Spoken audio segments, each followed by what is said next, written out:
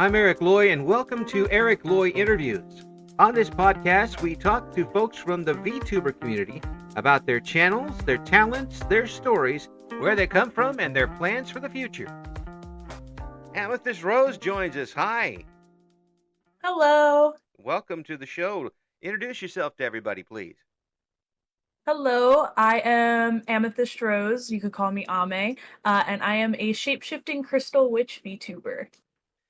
Well, that pretty much covers all the bases. I don't know what anybody else would want.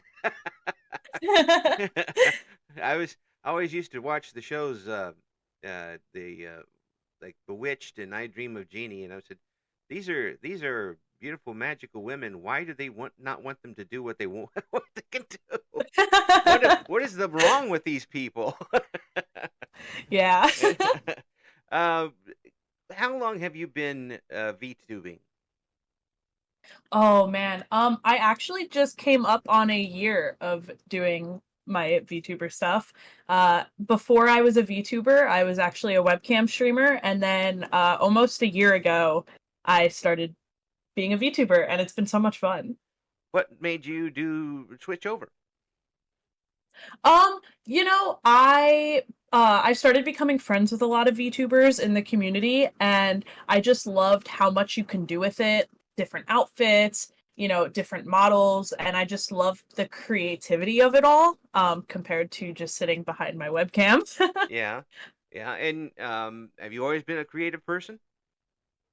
I'd like to say so, yeah. I also do cosplay on the side, and I make my own cosplays. Yeah, and we're gonna have the links to your sites coming up on the introduction page below on the website, so folks can check out what you have to offer as far as that goes too.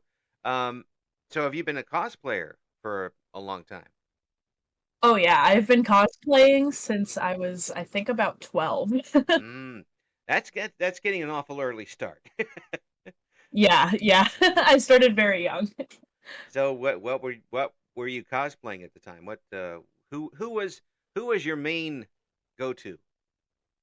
Oh, my first ever cosplay was Misa Amane from Death Note. Yeah, And over the years, I've actually revamped it, and I actually have like a recent version of it, so she's definitely been one of my go-tos. yeah. And again, I've never been in somebody who's tried that myself, being a very old man, but I know that people who do this are really, really committed to that. And is this something that you create costumes behind the scenes all the time and work at it that way? Oh yeah, I'm constantly going to conventions and entering contests, and I also style wigs and create costumes for my friends as well. Ah, I mainly do prop making, but I love it. now that I hope folks realize that takes some creativity there just by itself, because I mean you're trying to come up with something in real life that matches what somebody is drawing in a usually a fantasy situation. Yeah. Doesn't always go by the rules of physics or anything like that. So you Oh yeah, really some of it's difficult. you have to MacGyver a few things to come up with come up with some of these Oh things. yeah. And what is the thing that you're most proud of being able to assemble? Oh gosh, it was actually recent. I did Angel Devil from Chainsaw Man, Hmm. and I made huge wings that are actually longer than my arm span. Oh, And they attach to my arms so that it moves with me. Those took me about 3 months to make. oh, And I'm very proud of it. It took a long time. 3 months to do. Yeah. And do you like chronicle this and show people how you do it, or is this something you keep it a trade secret? I keep it a secret for the most part, unless I'm entering a contest with it where I have to show a step by step. So I do take progress pictures, but I keep them to myself unless I need to broadcast it out there. No secrets will be revealed. she's Not today. she's locked up tighter than a drum. It's not coming out today. The well, that kind of gives you a natural transition, I guess, over to VTubing from where you were at, because it does allow you to express yourself in a different way with a model, and you get to do all of the decorations and all of the bells and whistles that come with it. Yeah, I can do whatever I want basically, which is definitely one of the things that drew me to it. Well, the chance to express yourself artistically and in with a lot of folks. I mean, there's your audience is potentially around the world. Yeah. That ever cross your mind occasionally? Oh yeah, I mean, I a lot of my content is collabs with my friends, and all of the trying to organize things is so hard because we're all in different time zones, and just being able to know someone from basically everywhere is so nice. It's such a nice connection. It's amazing to be able to communicate with people all over the world, and I've been able to lucky enough to do this with this podcast. But you get to do that and not just talk with them, but interact with them and rely on them in Yeah. some games. Hold up your Oh yeah, end. definitely. You're yelling at someone who's upside down on the other side of the planet. Not too easy. But what games do you like to stream? Oh, I play basically anything. I mean, my friends will message me and be like, "Do you have this game?" And I'm like, "No, but I'll buy it." But primarily, I've been playing a lot of Overwatch, Dead by Daylight. I really like different horror games, but then I also play some silly games with my friends like Pico Park, Party Animals, Yeah, just things that I can have a good time. that Pico Park game looks like it would be a lot of fun and Oh extremely yeah. frustrating. I've played it a few times. The first time I ever played it was with 5 people, Oh, and then I played it with 2 other people. But you can have 8 people in a lobby, and I've never had a harder time with a group of people than when we had 8 people in a lobby. one is always going to be one. Every time there'll be one person who does not get the concept of what you're Oh trying to yeah. do. And if for folks who don't know, get a chance to look it up, it is very much a teamwork game. You're not going to get anywhere unless you all work somewhat together anyway. Oh yeah. One person doesn't listen, the whole thing fails. That's why I could never do it. I'm just too hard headed when it comes to that stuff. Now, I noticed, and when I first got a hold of you on X Twitter, that next to your the name that you use on that is the words V-Crypt. What is that all about? Yeah, so I've always loved the idea of VTuber groups. Mhm. I've always just thought it's really nice to see a group of people connect and promote each other and just be able to have, a tight-knit friend group. But I realized that a lot of them happen to fall apart and have a lot of drama. So I had approached one of my best friends and said, like, hey, would you want to maybe start a group with me and we could create our own thing out of it? So the two of us sat there brainstorming, and we invited some of our closest friends, Mhm. and we created our own little VTuber group, and it blew up more than we expected it to, Mhm. and we had a lot of people expressing interest into wanting to join. So we actually recently opened up applications, and it's been really nice to see everybody so interested and all of our accounts grow together and kind of merge our communities together. It's been really fun.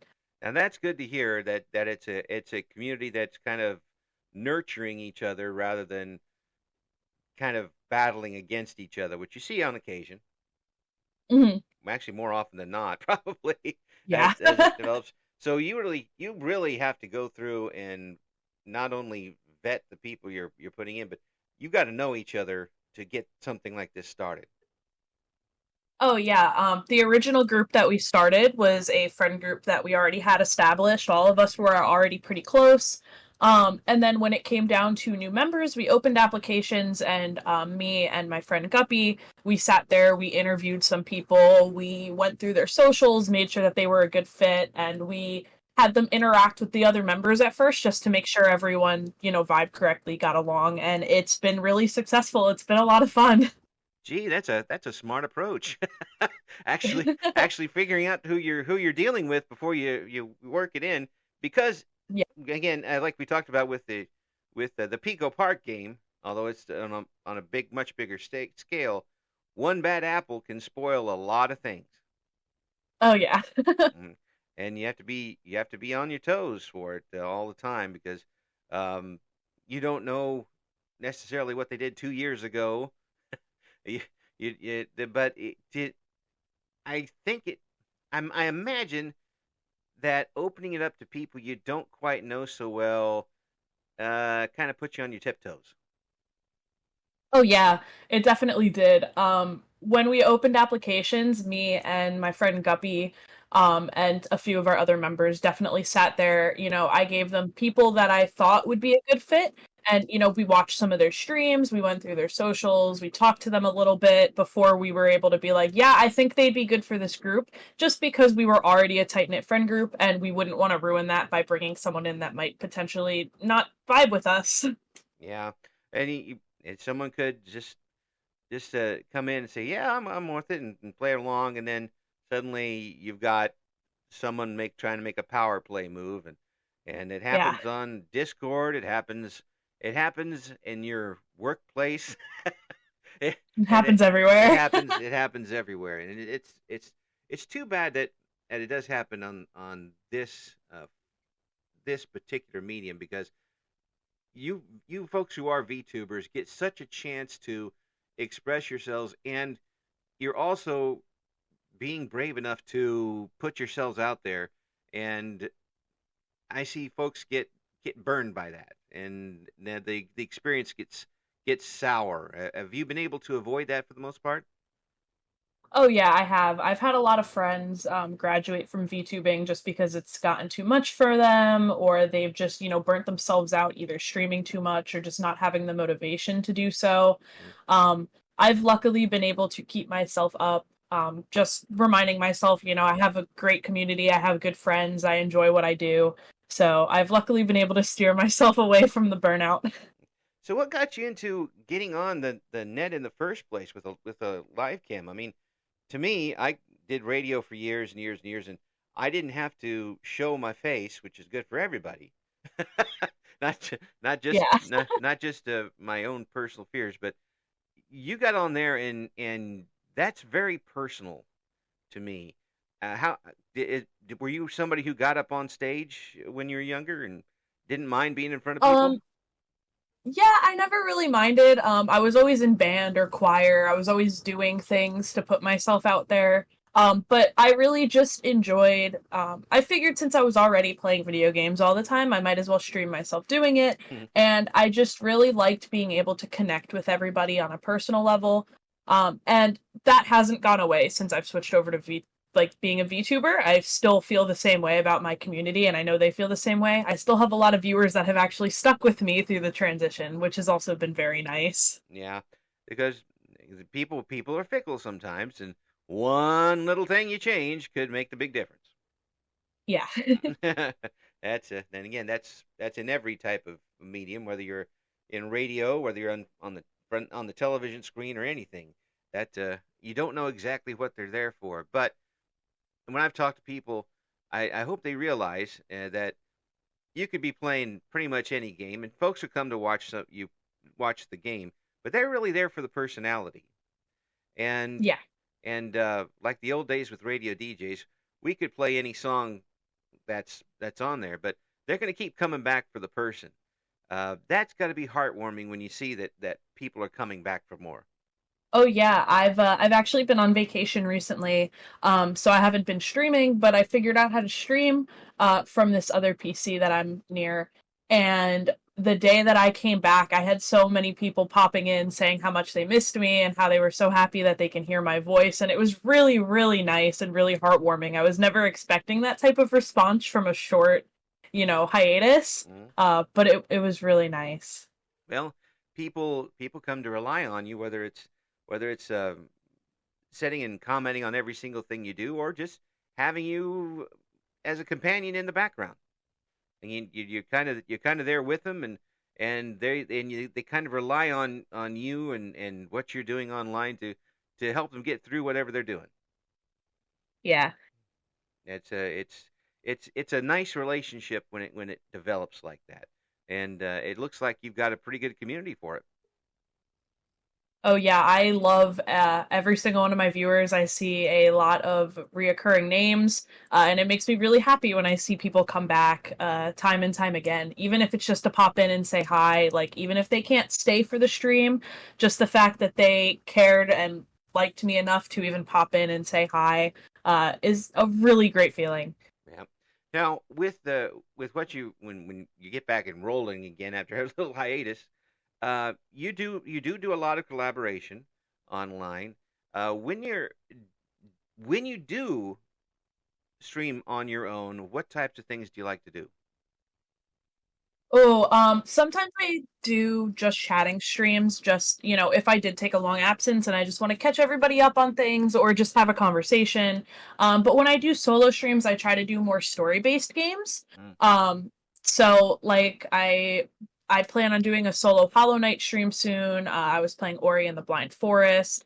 Anything that's very immersive and story-based, I like to do on my own just because I like to immerse myself in the story, and that's a little harder when there's other people around. Right. Yeah. Yeah. If well, because too, they've got their usually they're streaming as well, and so there's two audiences, and you've got your audience, they've got their audience. Maybe if there's more audiences, so it does your attention isn't going to be solely based on the one on the game.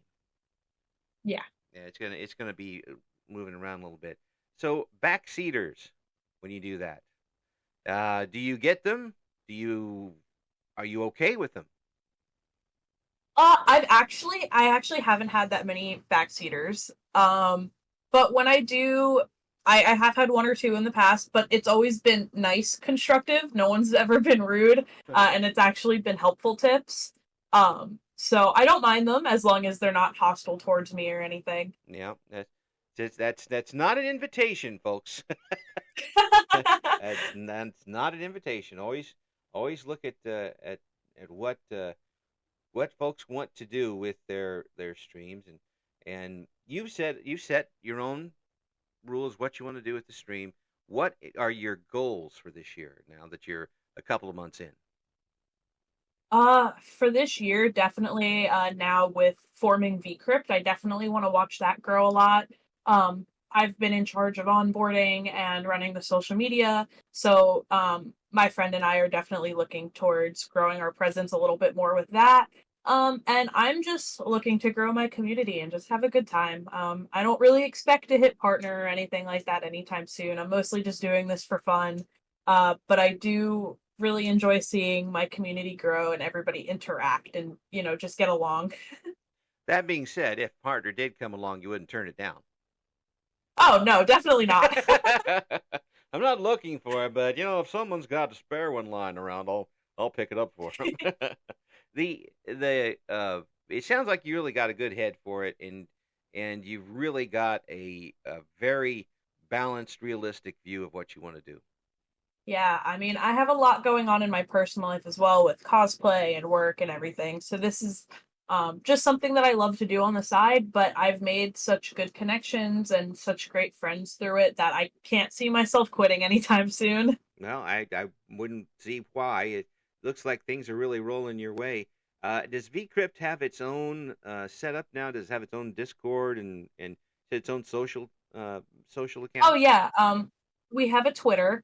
And I recently made a Discord server, which has been really nice seeing everybody's communities come together. Hmm. And I'm planning on making a TikTok account for us and stuff like that and a YouTube to really like put ourselves out there more.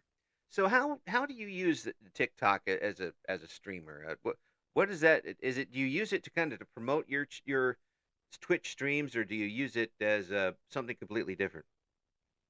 Yeah, for me at least, I haven't done much of it just because I just started getting more people clipping my streams, but I'll usually get some funny clips from my channel, edit them together, and kind of just post them as little shorts on TikTok. And getting that extra exposure is really nice, especially because I will link my Twitch in the caption, and then I have gained some followers through just posting clips on TikTok. Marketing. Yeah, Folks don't want to hear that word, but marketing does actually do you it is wonders. important. Yeah, that's one of the things our radio guys we would just hide when somebody said marketing. But really, you do have to have marketing. You have to have networking. You have to have some way to introduce yourself to new people because I could find you by looking up recommendations and such on Twitch, but if you get your name out there more often, you have a better chance of somebody checking you out. Oh yeah, definitely. I've had a few people pop into my streams like, "Oh, you came on my Twitter timeline," or, "Oh, I saw you having a conversation with so and so." Getting your name out there definitely makes a difference. So when you've decided to, be such a big part of and get V-Crypt going, has that made it tougher to be Ame? I mean, has that taken away from your chance to do VTubing? I don't think so. Because V-Crypt is really just a group for us to promote ourselves. There's no like formal obligations or anything like that. It's actually made it easier because we've been able to network with each other, collab, meet new people through it. And once again, with our communities merging, I've gained a lot new regular viewers, and I know my friends have as well. So it's actually made it a lot easier to stream and get myself out there.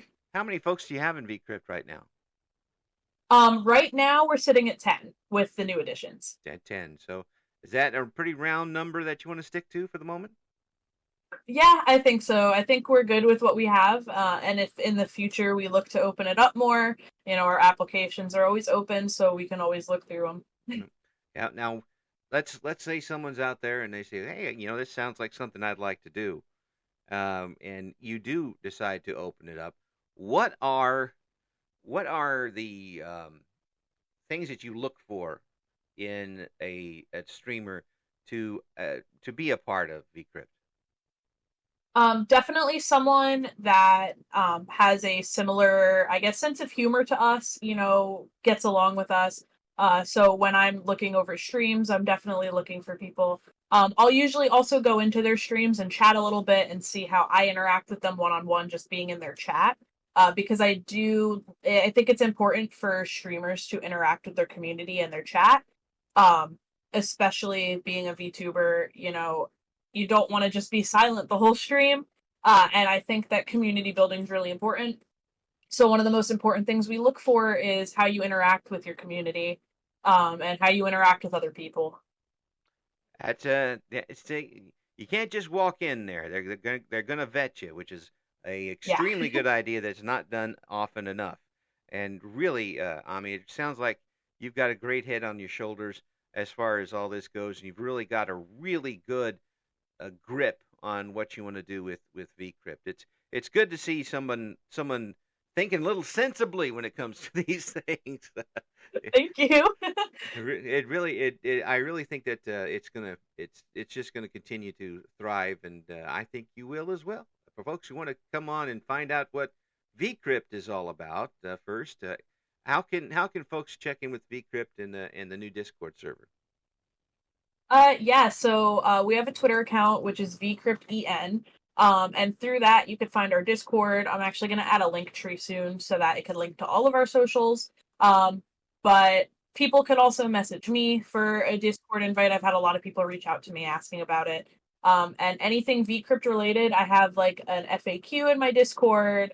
You could talk to all the other members. I think it's set up pretty nicely, and we've had members and community alike communicating really well within the Discord, and a lot of people had made some pretty good friendships.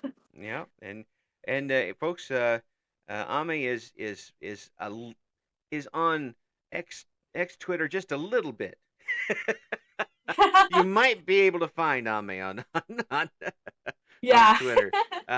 You can check her out there as well. And again, it is an absolute pleasure to talk with you. I really appreciate you coming on and talking about not just yourself, but also this organization you've got going. Wish you the best. And once you get things rolling, let's get some of those V-Crypt members on and see what they're up to, too. Awesome. Yeah, I'd love to. That'd be great. Thank you so much. Thank you for listening to Eric Loy Interviews. Join us again next time when we talk to another member of the always interesting VTuber community.